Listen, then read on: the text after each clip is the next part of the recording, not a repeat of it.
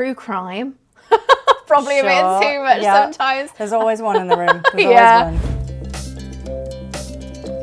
one. Welcome to Scroll Stopping, where we compare old reels with new. Lucy, let's take a walk down memory lane with your very first post. So, thoughts on this? So long. I am so used to posting such short videos now, but that was in 2018. I feel really nostalgic about it because Bogsy, Olga, passed away. She's my first ever guide dog last year. It's so lovely just looking back on videos like that, and like I am so thankful I posted to Facebook when I did, because I've got that video of Bogsy forever. And just your thoughts on the duration. Oh my God. You know, as a creator, would you do something of this sort of duration again, or have you really seen a shift in attention spans and engagement? And I think I've seen a shift in attention spans, especially for my own content. I would do something like that again, but now, having done journalism and curating stories and long form content in a completely different way, I wouldn't just click record and go. Now let's take a look at your most recent reel. Okay, so more punchy, more succinct, we've got graphic. Yeah, absolutely.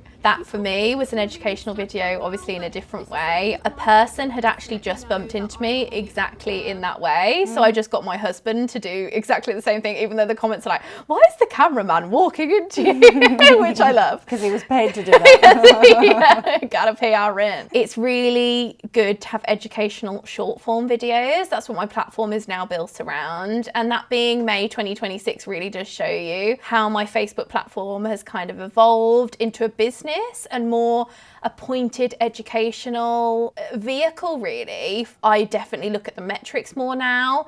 Whereas back in my video in 2018, I was literally, you even heard like, stop recording video, you heard my voiceover. So obviously I didn't have an editing team back then. You know what? It really makes me feel proud of what I've built, like proud that I've built the business that I've built on Facebook, on social media. And yeah, it really does show that people still have an appetite for educational videos about guide dogs. I really do believe that if you do point of view content, people engage more and comment more because they're like, well, I should weigh in on that video. I should have an opinion about this.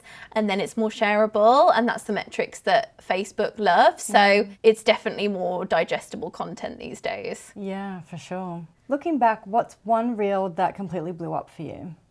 This is how a blind Total girl. slay on the makeup. Wow. Thank you. That angle of the eyeshadow. I honestly posted that in 2021. Didn't realise how much of an impact it would have, but I think because I told such an emotional story, it just opened up a brand new audience for me that never knew that they would even want to follow a blind person.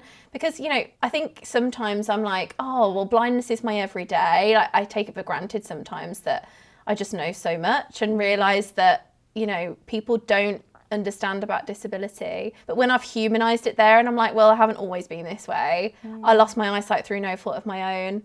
I want to still be myself. I want to still do things. I think people understand like not feeling yourself anymore and using makeup as a vehicle to just take back control of my look. And yeah, for sure. I feel like this might have even planted a seed for you where you're kind of seeing that vulnerability and I guess letting the audience see behind the veil of something is almost like how you button down your niche, would you say? Absolutely. I felt like at that point, just a few years earlier, I was just surviving, not thriving. You know, I had my childhood pretty much ripped away from me because I lost my sight at 17. So I just wanted to prove that like only a few years later I could do something. And like it was such a visual thing to do. I don't think people expected like, oh, there's a blind girl on my screen and she's doing her makeup, what? Opening myself up to people on social media made me feel me again. Yeah, I love that so much. Yeah.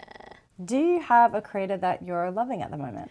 Josie Walker. She makes me cry every single day of my life. That's poetic. Honestly, I took one of her sounds. That's how I found her on my feed.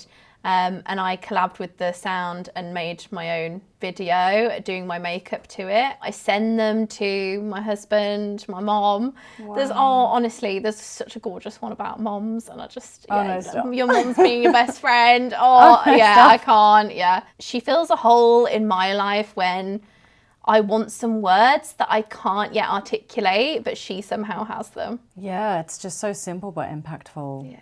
And finally, Lucy, what type of content stops you from scrolling? True crime.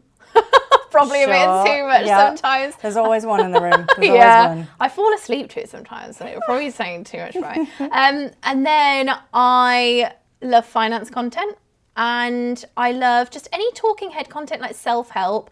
I think these three genres very much, I don't think the creators create it for a blind person, but it just is accessible by nature. And it's talking head content. I always just love to just be prepared, be informed.